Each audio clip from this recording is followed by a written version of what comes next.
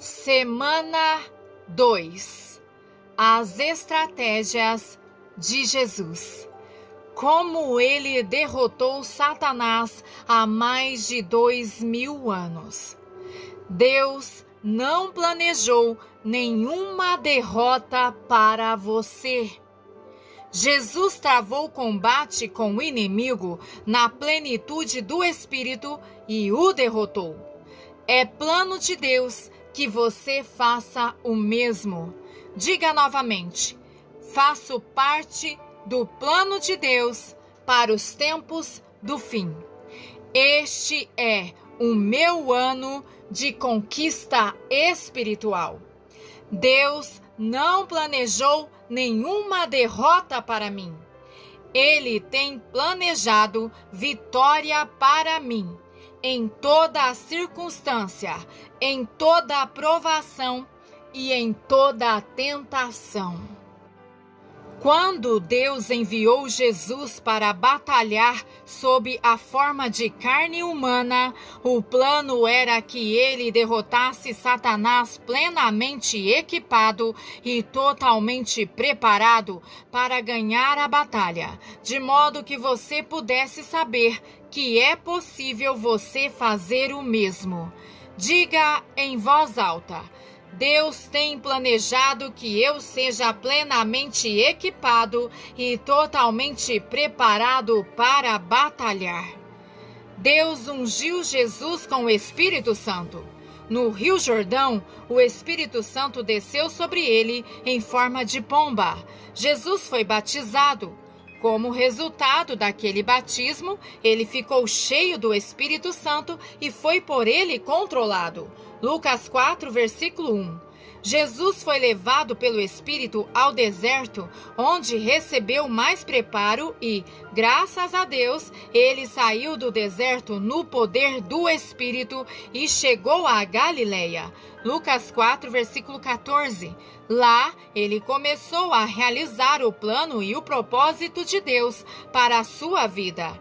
Imediatamente, Jesus começou a assumir poder e autoridade sobre o poder de Satanás. Frase-chave: a minha vitória é derrotar um inimigo que já foi vencido. Jesus não pretendia nunca que seus discípulos enfrentassem o inimigo em condições de fraqueza.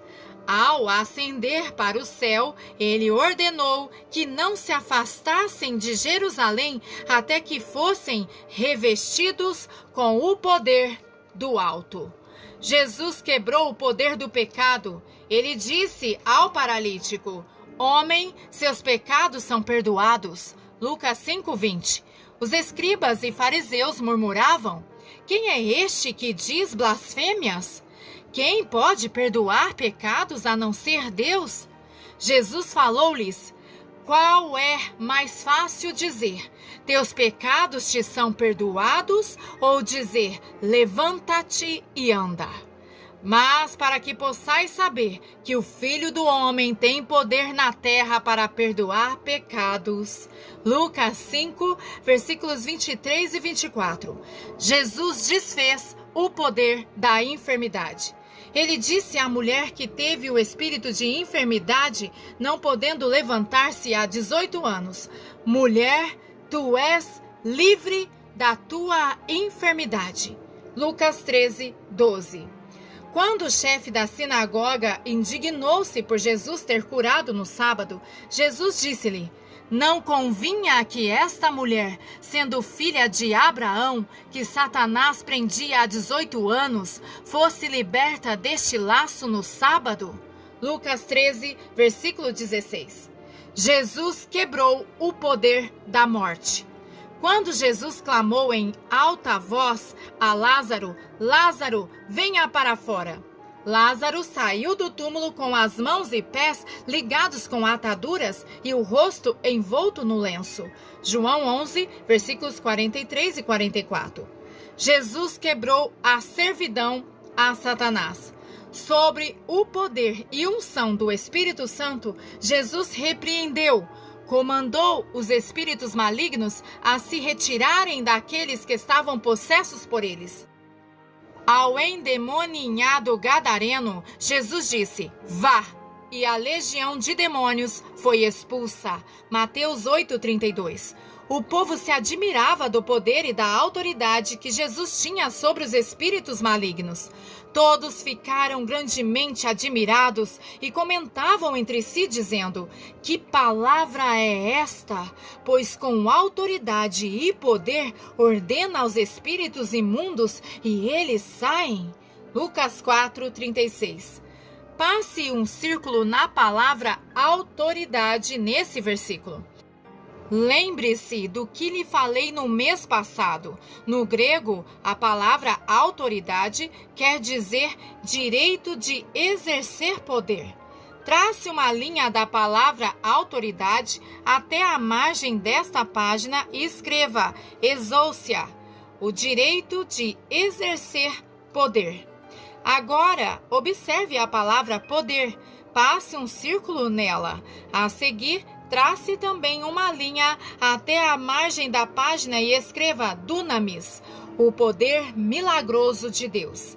Através da unção do Espírito Santo, Jesus recebeu autoridade, o direito de exercer poder sobre o diabo, como também o poder milagroso de Deus para o destruir. O Espírito que ungiu Jesus é o mesmo que unge a nós. Agora, prepare-se. Está pronto?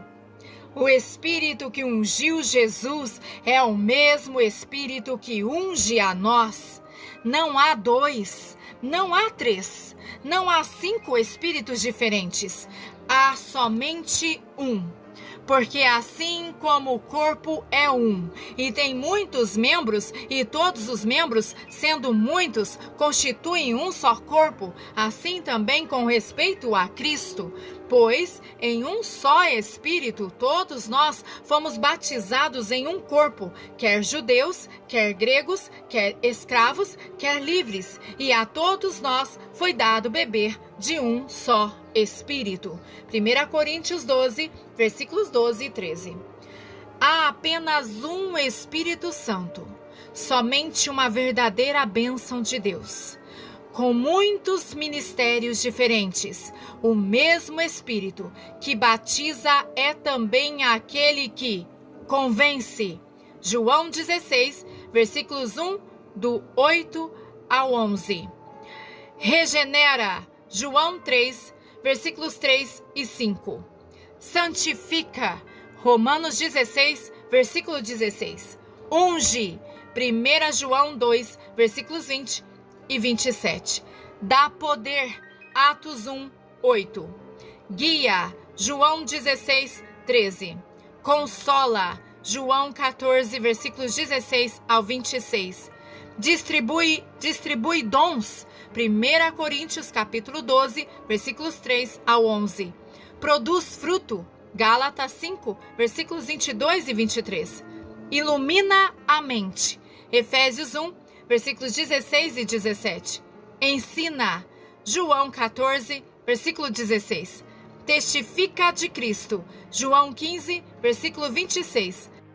Transforma. 1 Coríntios capítulo 3, versículo 18. Frase-chave: tome o cuidado de procurar cada referência em sua Bíblia e sublinhá-la. Diga em voz alta: o Espírito que ungiu Jesus é o mesmo Espírito que unge a mim. É isso mesmo, pelo mesmo Espírito de Deus. Será que você entende o que isso significa? Quando você é verdadeiramente batizado no Espírito Santo e cheio mesmo, e transbordando, você tem a mesma autoridade e poder que foram demonstrados na vida de Jesus. Isso é parte do plano e propósito de Deus para a sua vida. Ele não tem planejado que você viva com medo, desanimado, vencido pelas circunstâncias, derrubado pelo diabo. Deus não tem planejado nenhuma derrota para você, e sim, Ele lhe tem planejado conquistas e vitórias espirituais. Ele tem colocado em você aquele mesmo Espírito poderoso, de modo que você será transformado na imagem de seu Filho. Assim você estará manifestando em sua vida o mesmo dunamis, poder de Deus que opera milagres que Jesus demonstrou. Jesus disse: como meu Pai me enviou, assim também eu vos envio. João 20, versículo 21. Agora mesmo, quero que você pare por um instante e louve a Deus por ter te chamado, fazendo com que você faça parte de seu grande plano. Do íntimo de seu coração, louve e adore a Deus pelo poder e unção do Espírito Santo. Não se apresse, deixe que o Espírito Santo imprima essa verdade em seu espírito. Subtítulo: quase toda a igreja de hoje, 99,9% dela, tem parado no ponto de sua bênção. Agora que você está começando a ter uma pequena ideia da posição poderosa e da vitória que Deus tem planejado para o seu povo, considere: será que você está vivendo com este mesmo poder e unção em sua vida? Observe o mundo em que você vive. Quantas pessoas do seu convívio e que você sabe que foram batizadas no Espírito Santo operam verdadeiramente com o mesmo poder e autoridade que foram demonstrados na vida de Jesus e também na igreja primitiva? Por mim, não posso me lembrar de muitas que têm sido verdadeiramente batizadas, totalmente submergidas e que estão vivendo na plenitude do Espírito Santo, havendo fluir contínuo em suas vidas do dunamis, o poder que opera milagres.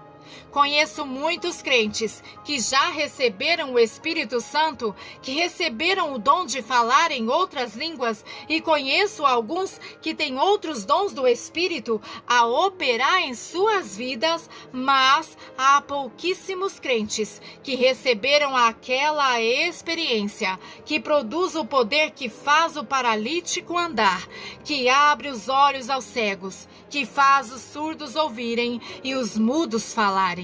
Temos a bênção, temos toda a doutrina e conhecimento teórico, mas onde está o poder? Há muitas razões por que a igreja de hoje não está, de modo geral, ministrando a palavra de Deus com a demonstração de poder. Não quero examinar essas razões aqui agora. Ninguém gosta do negativo. Porém, se vamos nos levantar neste tempo do fim no poder do Deus Altíssimo, temos de encarar as coisas como estão. É preciso tirar a máscara do disfarce. Temos de nos despir e ser honestos, mesmo que doa. No meu entender, há duas razões principais por que a igreja não está operando no poder e na autoridade que Deus pretende para nós.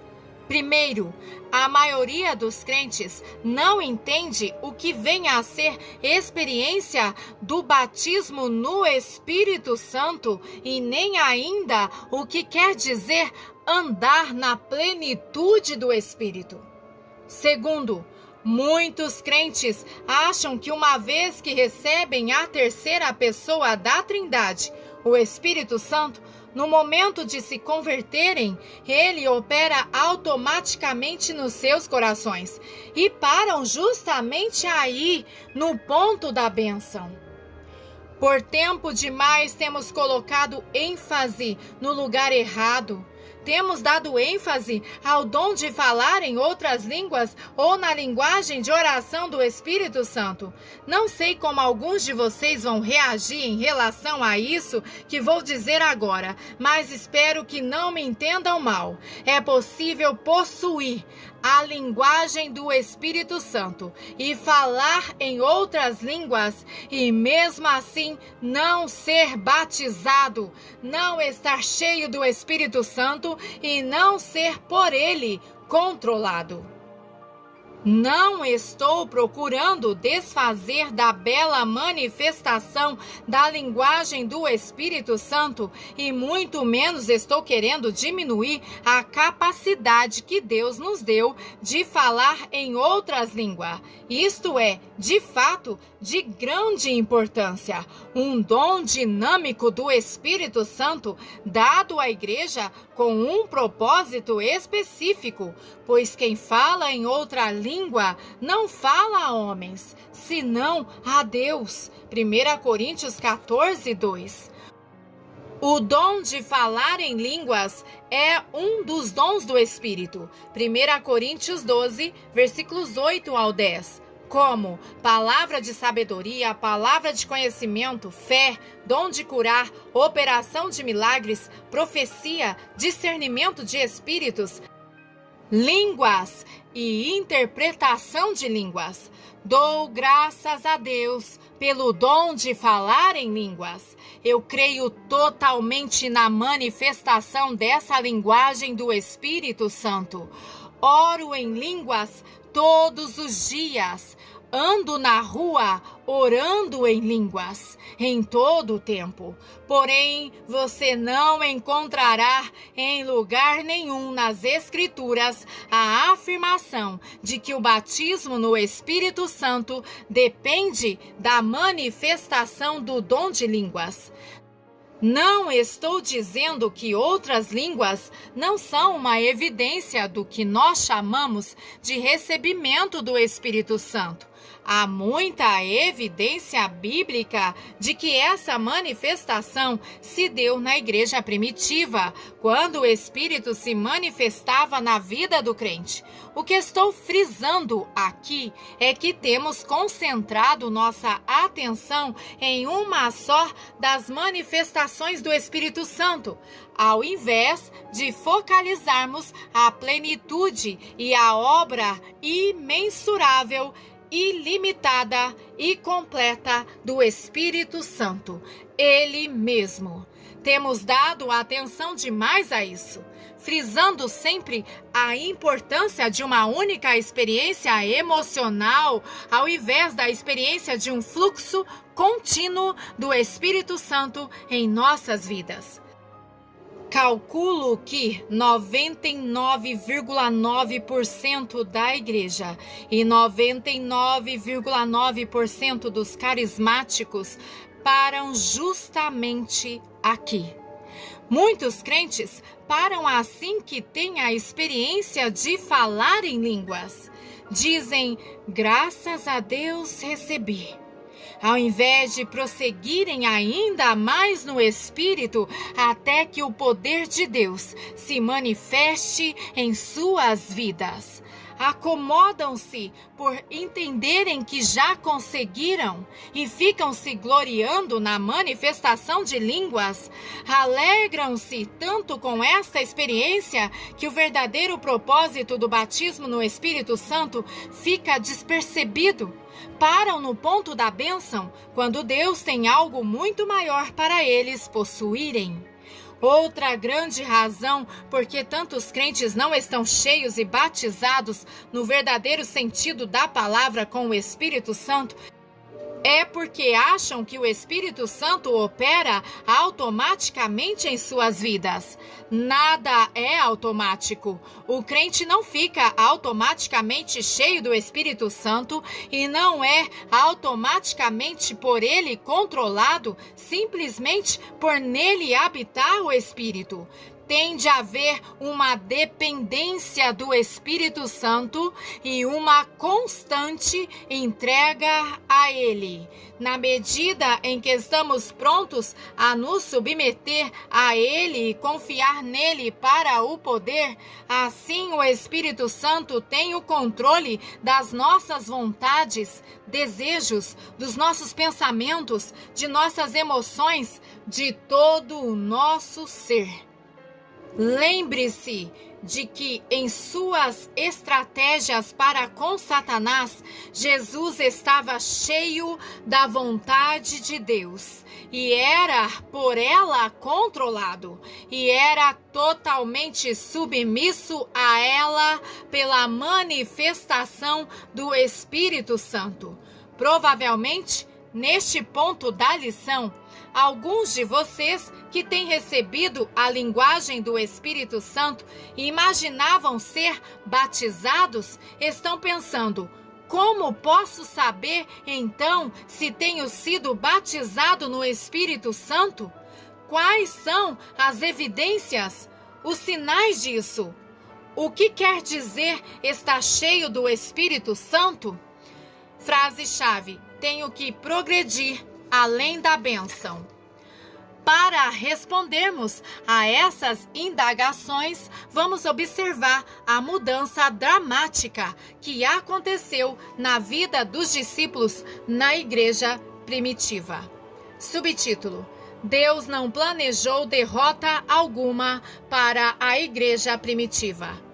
Cansados, amedrontados, desanimados, os discípulos e outros seguidores fiéis de Jesus tinham se reunidos em Jerusalém, num lugar reservado com as portas cerradas.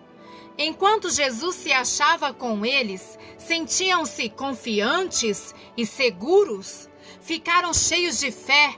Jesus dera-lhes poder para curarem os enfermos e até os demônios lhes eram sujeitos. Lucas 10:17.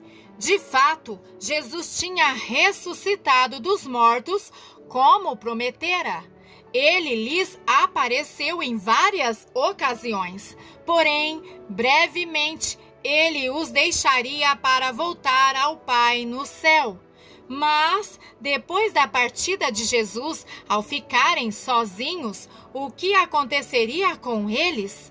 Como continuariam a obra de preparar o reino de Deus? O povo de Deus observava enquanto Jesus morria em ignomínia na cruz. Quem agora acreditaria que ele era o Messias? Que cenário de desespero e derrota! Mas espere um momento. De repente, bem no meio dessa derrota, Jesus aparece. Ele chega bem no meio daquela sala onde eles estão reunidos. Lucas 24:36. Logo, ele acalma seus temores e lhes dá uma comissão final antes dele subir para o céu. Sabendo perfeitamente que não tinham condições para enfrentar o inimigo em suas próprias forças, Jesus lhes diz: Eis que envio sobre vós a promessa de meu Pai. Permanecei, pois, na cidade, até que do alto sejais revestidos de poder. Lucas 24:49. Deus não tinha planejado derrotas para os discípulos, ele tinha um plano de vitória. Passe um círculo na palavra promessa no versículo acima. Qual foi a promessa a que Jesus se referiu? Conforme o plano, Deus fizera uma promessa a Israel, seu povo escolhido. Dar-vos-ei coração novo, e porei dentro de vós espírito novo.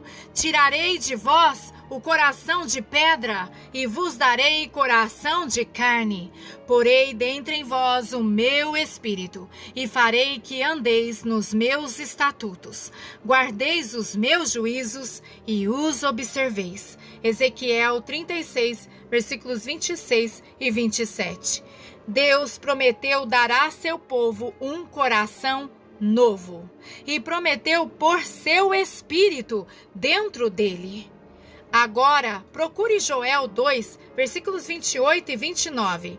Deus prometeu: e acontecerá depois que derramarei o meu espírito sobre toda a carne. Vossos filhos e vossas filhas profetizarão, vossos velhos sonharão, e vossos jovens terão visões. Até sobre os servos e sobre as servas derramarei o meu espírito naqueles dias.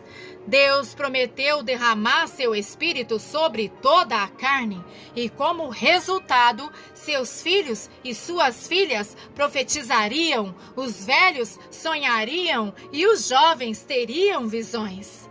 Subtítulo: Jesus não planejou que os discípulos enfrentassem o inimigo de uma posição de fraqueza. Antes desta reunião no cenáculo, até antes de ser crucificado, Jesus advertiu os discípulos de que ele iria partir. Ele disse-lhes que seriam odiados, lançados fora das sinagogas, perseguidos, mortos. Porém, apesar das circunstâncias que iriam enfrentar, ele lhes disse: não se turbe o coração, nem se atemorize. Não deixe que estejam agitados e perturbados e não permitam que estejam intimidados, amedrontados e não se tornando covardes e tímidos. João 14, versículo 27, adaptado.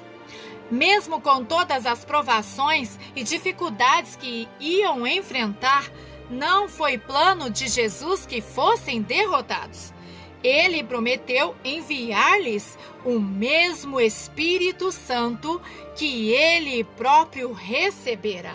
Jesus disse-lhes: se me amais de verdade, guardareis, obedecereis os meus mandamentos.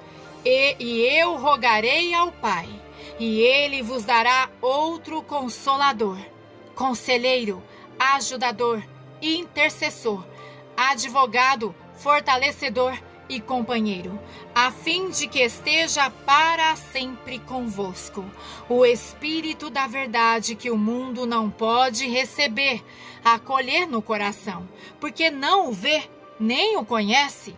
Vós o conheceis, porque ele habita convosco e estará em vós. João 14, versículos 15 ao 17, adaptados.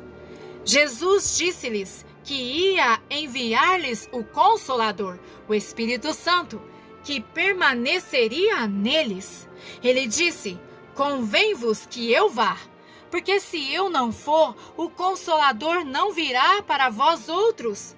Se, porém, eu for, eu vou-lo enviarei. João 16, versículo 7. Jesus não teve sequer a ideia de deixar que os seus discípulos encarassem sozinhos as investidas do inimigo de uma posição de fraqueza. Ele enviaria a promessa, o Espírito Santo, para habitar neles. E como resultado do batismo no Espírito Santo, eles receberiam poder. Jesus não mandou que esperassem na cidade até que ficassem arrepiados de emoção. Jesus não disse que esperassem até receber o dom de falar em outras línguas. Ele disse que permanecessem na cidade até que fossem revestidos com o poder do alto. E um pouquinho antes de subir ao céu, Jesus disse: mas recebereis poder ao descer sobre vós o Espírito Santo, e sereis minhas testemunhas, tanto em Jerusalém, como em toda a Judeia e Samaria, e até aos confins da terra. Atos 1, 8. Passe um círculo na palavra poder nesse versículo. Em seguida, trace uma linha até a margem da página e escreva a palavra dunamis. Jesus enviaria sobre eles o mesmo poder que opera milagres e que permitiu a ele mesmo derrotar Satanás. E esse poder permaneceria com os discípulos e estaria neles. Os discípulos olhavam enquanto Jesus subia ao céu numa nuvem. Quando não podiam mais enxergá-lo, voltaram para Jerusalém para esperar que fossem derramados sobre eles o poder do Espírito Santo. No dia de Pentecostes, isso aconteceu e eles ficaram cheios do Espírito Santo, um vento impetuoso, línguas como de fogo, e as línguas eram a manifestação da promessa do derramamento do Espírito Santo. Subtítulo: Jesus ungiu os discípulos com poder. Agora examinaremos os resultados desse grande derramamento. Aqueles discípulos medrosos, desanimados, que se escondiam atrás das portas cerradas, achavam-se agora a proclamar com ousadia que Jesus era o Messias prometido, que fora ressuscitado dos mortos. Pedro pregou sob a unção do Espírito Santo, e 3.000 almas se converteram e se juntaram à igreja. Atos 2:41. Pedro e João encontraram um paralítico à porta do templo e, em nome de Jesus, ordenaram que ele andasse. Atos 3, versículos 6 e 7. Pedro estava de tal modo cheio do poder e da unção do Espírito Santo que pessoas foram curadas apenas passando sobre eles a sua sombra. Atos 5:15. Jerusalém tornou-se um centro de cura. Multidões das cidades circunvizinhas ouviram falar do avivamento do Espírito Santo naquela cidade. Trouxeram os enfermos e os endemoninhados e foram curados a todos. Atos 5:16. Em face da morte, os apóstolos continuaram a pregar ousadamente e sem medo, ensinando sobre Jesus. Ao serem lançados na prisão, Deus enviou um anjo para abrir as portas do cárcere. Atos 5, versículos 17 ao 19. Eles foram açoitados e advertidos para não falarem no nome de Jesus, porém não cessaram de ensinar e pregar Jesus Cristo. Atos 5:42. Não era possível derrotá-los? Nada podia pará-los? Os apóstolos e crentes fiéis encararam o inimigo na plenitude do Espírito Santo. Literalmente, transtornaram o mundo. Eles não confiaram em técnicas humanas para alcançarem o mundo, mas confiavam no poder do Espírito Santo que permaneceu neles. Não precisavam de rádio nem de televisão para atrair a multidão. O Dunamis, o poder de Deus que opera milagres, tinha-os transformado em testemunhas vivas do poder ressurreto de Jesus Cristo. Receberam uma experiência, um encontro pessoal com o Espírito Santo. Não simplesmente falavam do poder de Jesus Cristo para salvar, curar e libertar, mas produziam a prova. Como resultado direto desta manifestação do Dunamis, poder de Deus, que opera milagres, eles foram capazes de evangelizar o mundo dos seus dias. Quando o povo ouviu e viu os milagres que se faziam em nome de Jesus, sabia que o poder de Deus era real. Confessaram os pecados e creram no Senhor Jesus Cristo. Em uma ocasião, Pedro viajou para a cidade de Lida, onde se encontrou com um homem que ficara paralítico há 8 anos. Pedro disse-lhe: Enéas, Jesus Cristo te cura. Levanta-te e arruma o teu leito. Ele imediatamente se levantou. Atos 9:34. E como resultado, viram-no todos os habitantes de Lida e Sarona, os quais se converteram ao Senhor. Atos 9:35.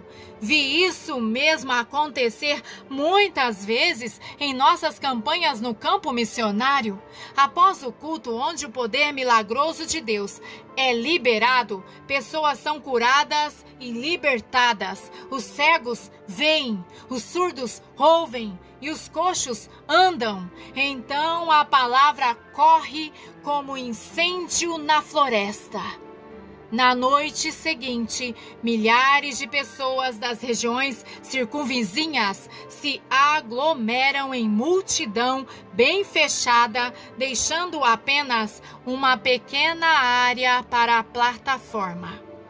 O que foi que Jesus prometeu que receberiam os discípulos depois de o Espírito Santo ser derramado sobre eles? Poder. Diga em voz alta: poder. Qual era o propósito daquele poder? Será que era para os apóstolos se vangloriarem dizendo: olhem quem somos nós, vê o maravilhoso ministério que Deus tem nos dado? Não, nada disso. Será então que o propósito era que os apóstolos pudessem construir grandes templos de muitos bilhões de dólares como tributo ao poder de Deus? Não, nada disso. Jesus disse que o propósito da manifestação do poder era eles serem testemunhas dele perante o mundo. E como resultado do batismo no Espírito Santo, a igreja primitiva fez isso mesmo.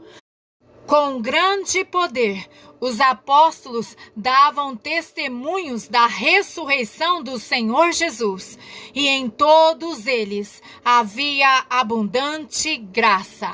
Atos 4, versículo 33. O resultado desta manifestação de poder em suas vidas era evangelismo, trazendo almas perdidas para o reino de Deus. Frase-chave: graças a Deus eu faço parte do plano de Deus para este tempo do fim.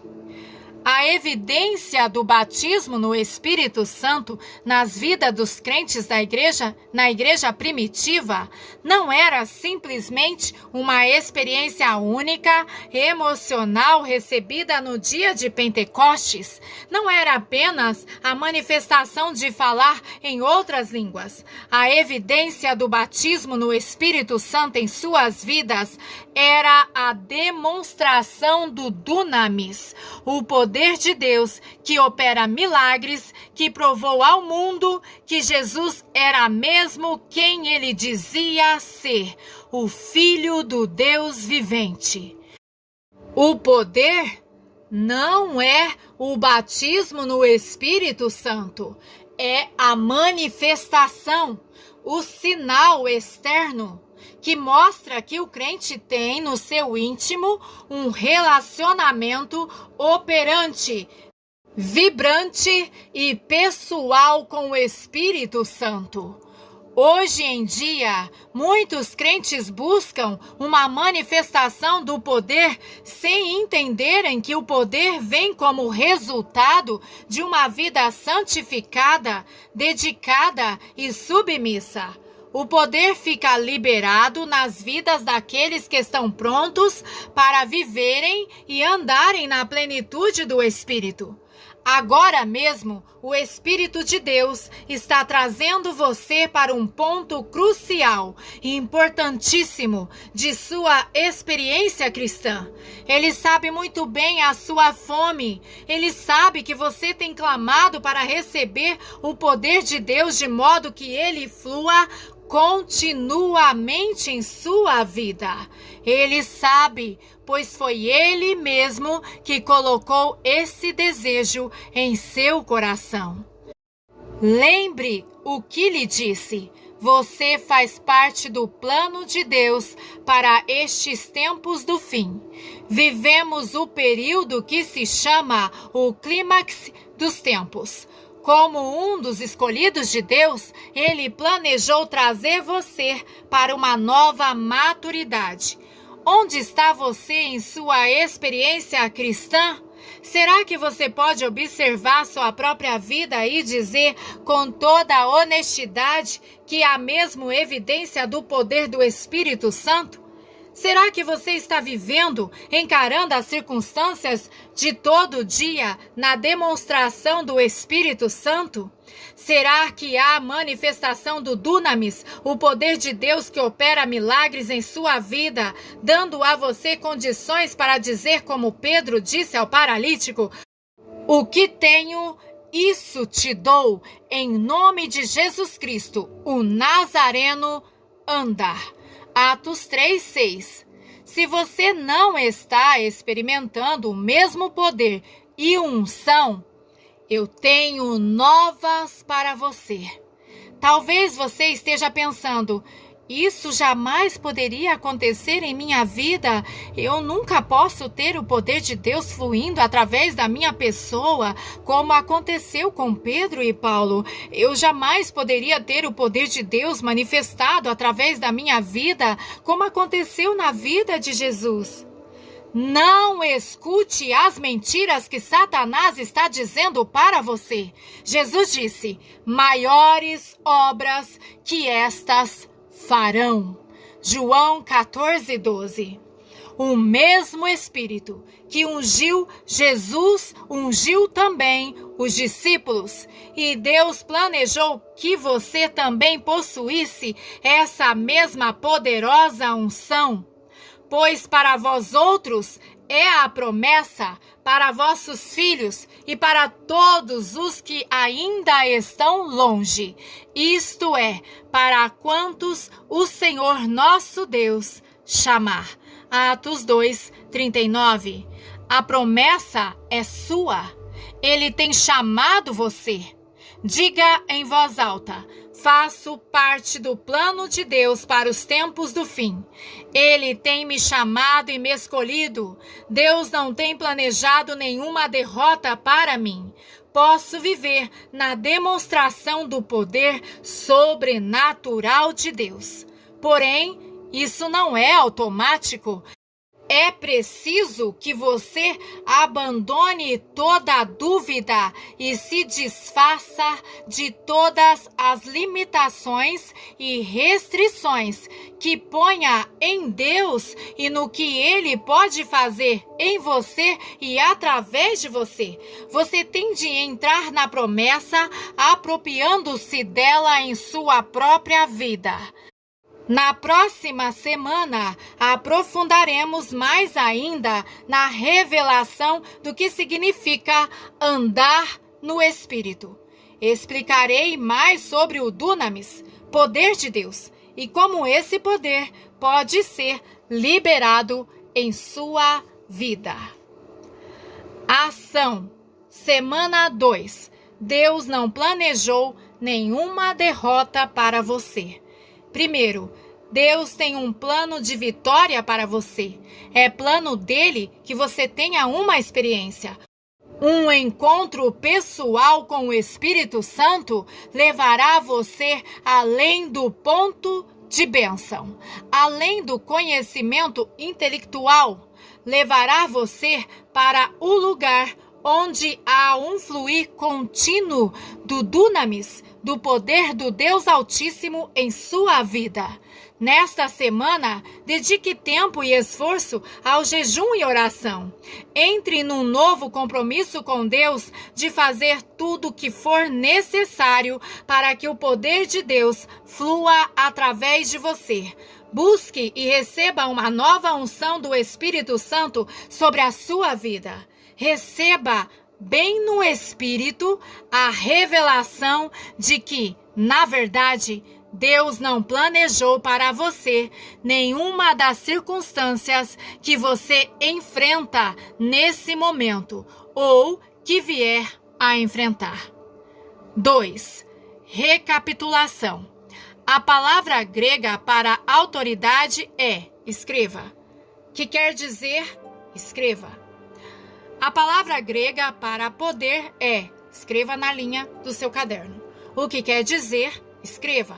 Quais são as duas principais razões pelas quais a igreja não está operando no poder e autoridade que Deus pretende para ela? Escreva. Conforme Atos 1:8, qual é o propósito do Espírito Santo? Como resultado do derramamento do Espírito Santo no dia de Pentecostes, qual o ingrediente singular que se achava na igreja primitiva?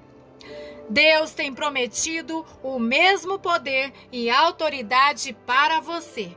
Você pode ministrar aos outros e enfrentar as batalhas da sua vida no mesmo poder e unção que Jesus teve. Porém, primeiro você tem que rejeitar toda a incredulidade que há em sua vida e deixar de limitar o que Deus pode fazer em você e através de você. A maravilhosa lição do próximo mês. Esta lição é apenas o início. Neste ano, todos estaremos entrando profundamente nas poderosas estratégias que Jesus usou quando esteve aqui na Terra para derrotar Satanás. Primeiro, você vai ter um maior conhecimento de Jesus Cristo. Segundo, você vai receber conhecimento revelador do Espírito de Deus. Terceiro, você vai receber um desafio como nunca antes recebera, no sentido de avançar além das limitações que você tem colocado em você mesmo. Quarto, você vai aprender o ingrediente secreto da vida de Jesus, que resultou na plena demonstração de Deus na vida dele. Quinto, você vai aprender mais sobre o propósito e o plano final de Deus para a sua vida. Sexto, você vai aprender mais sobre ter o fluir contínuo do Dunamis, poder de Deus que opera milagres em sua vida.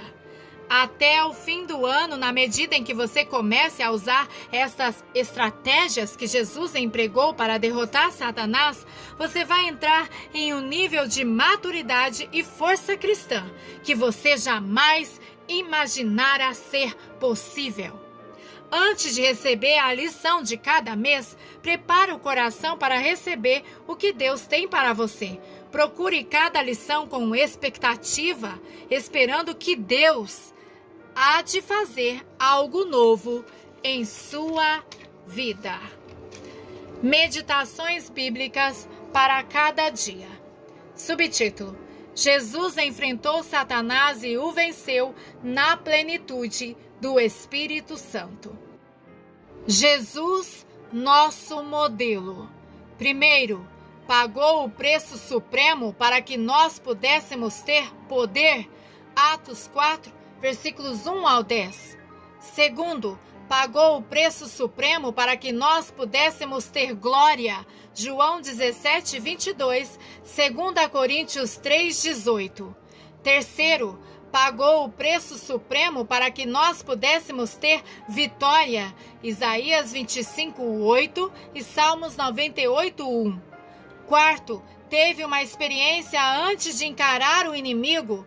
João 1, versículos 29 ao 34. Quinto, passou tempo em oração e jejum. Mateus 4, versículos 1 e 2. Sexto, encontrou-se com o diabo depois de uma grande conquista espiritual. Lucas 4, versículos 1 ao 13. E sétimo, mesmo como o homem, destruiu as obras do inimigo. 1 João 3, 8 e João 19, 30. Nós, os cristãos, temos poder através do Espírito Santo. Lucas 24, versículo 49. Atos 6, versículo 8. Recebemos glória de Jesus. Colossenses 1, versículo 27 e Romanos 8, 18. Podemos ter a vitória sobre o inimigo? 1 João 5, versículos 4 e 5 e 1 Coríntios 15, versículo 57. Temos de ter o mesmo tipo de experiência que Jesus teve. Atos 2, versículos 38 e 39, Atos 11, versículos 15 e 16. Devemos passar tempo em oração e jejum. Êxodo 34, versículos 27 ao 30, Atos 13, versículos 2 e 3. Encontraremos o diabo depois de uma grande conquista espiritual. Êxodo 31, 18 e Êxodo 32, versículos 1 ao 10. Podemos destruir as obras do inimigo. Lucas 10, 19 e 1 João 4, 4. Subtítulo: Deus não planejou nenhuma derrota para você. Jesus, o nosso modelo. 8º, quebrou o poder do pecado. 1 Coríntios 15, 3 e Hebreus 2, 17 e 18. 9º, quebrou o poder da enfermidade. Isaías 53, 5. 1 Pedro 2, 24. 10º, quebrou o poder da morte. Romanos 6, versículo 9 e Apocalipse 1, 18.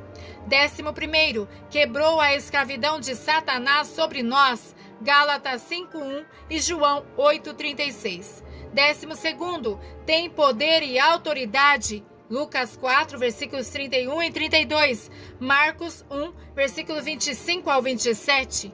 13º, não planejou nenhuma derrota para nós. Lucas 24, 49 e Joel 2, versículos 28 e 29. 14º, produziu as provas.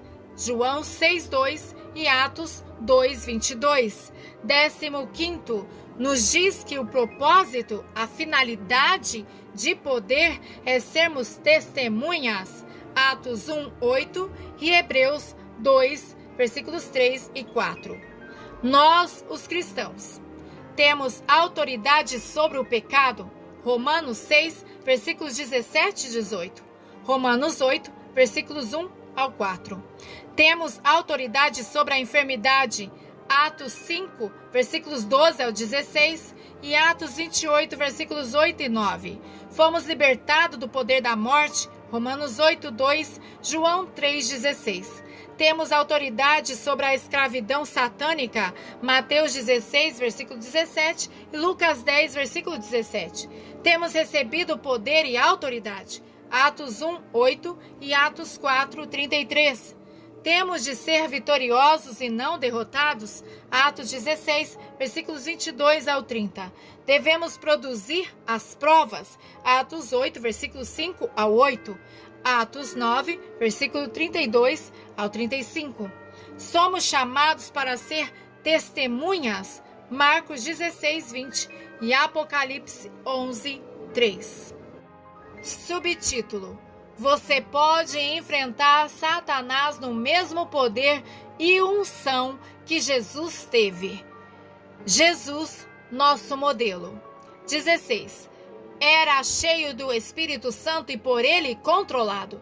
Deuteronômio 18, versículo 18. E João 8, versículo 26. 17. Foi ungido pelo Espírito Santo para destruir as obras do diabo.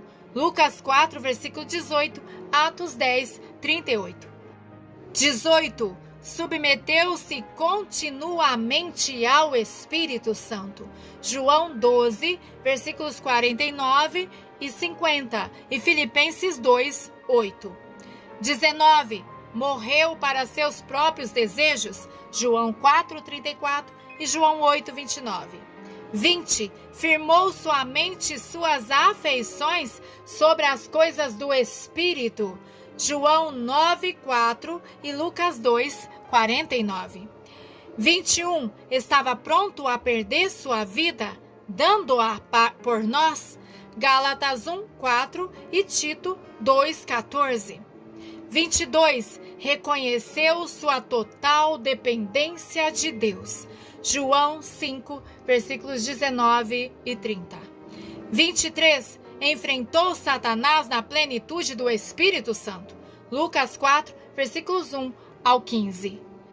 Nós, os cristãos, temos de ser cheios do Espírito Santo e por ele controlados, imergidos. Efésios 5, versículos 18 e Lucas 24, versículo 49. Temos de nos submeter continuamente ao Espírito. Gálatas 5, versículos 16 ao 18 e Romanos 8, 14. Temos de morrer para os nossos próprios desejos. Romanos 13, 14 e Colossenses 3, versículo 5. Temos de firmar nossas mentes e afeições sobre as coisas do Espírito. Colossenses 3, versículos 1 e 2 e Romanos 8, versículo 5.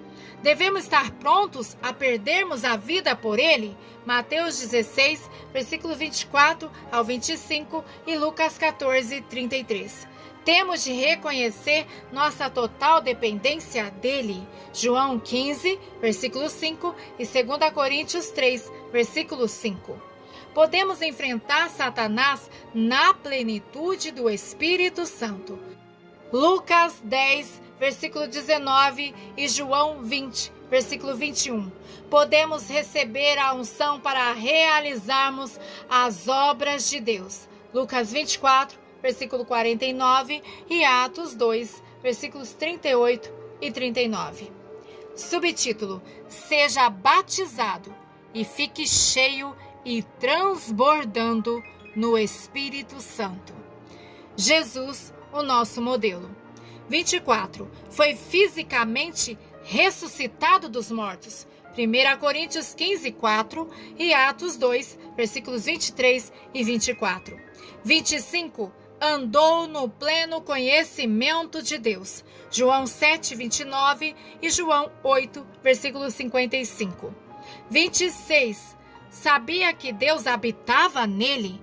João 10, 30, João 10, 37 ao 38 e João 14, 7 ao 10. 27. Viveu em contínua comunhão com o Pai. Lucas 5, 16 e Lucas 6, 12. 28. Sofreu na carne por você. 1 Pedro 3, 18 e Isaías 50, versículo 6. 29. É a água da vida. João 4, versículo 7 ao 14. 30. É quem batiza com o Espírito Santo. Lucas 3, 16 e João 16, 7. E 31. Morreu para que você pudesse ter vida no Espírito. João 11, versículos 25 e 26, 2 Timóteo 1, 10. Nós, os cristãos, somos espiritualmente ressuscitados dos mortos pelo mesmo Espírito.